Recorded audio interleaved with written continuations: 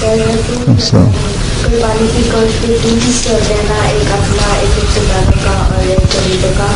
अगर हम इस कुर्बानी करें जो गरीबों का हिस्सा होता है तो उसका इस मुल्क में कुर्बानी करे और तुम्हें कोई गरीब ना मिले तो फिर आप ही खा जाओ, और क्या हो सकता है।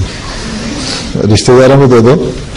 देखो ऐसे रिश्तेदार भी होते हैं जो अच्छे होते हैं तुम्हारी तरह के, ऐसे रिश्तेदार भी होते हैं जो जरा कमजोर होते हैं।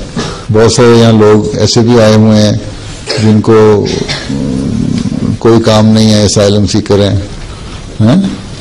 फिर बहुत सारे लोग यहाँ ऐसे भी हैं जो डस्टबिन से उठा कर गंद खाते हैं, वो इतने गरीब नहीं होते इस मुल्क में, हैं? उनको तो खाने को कुछ नहीं मिल रहा होता। कई एक तो है ना नशे वाले लोग, शराबों में नशा करके और दूसरी एडिक्शन में पड़े हुए हैं, खा लेते हैं, उसके पास कुछ नहीं होता बेचारे। कई लाख आदमी तो डस्टबिन से देख के लिफाफे खोल खोल के खा रहे होते हैं। फिर बहुत सारे ऐसे इलाके हैं, बाज़ जगह ऐसे लोग हैं जो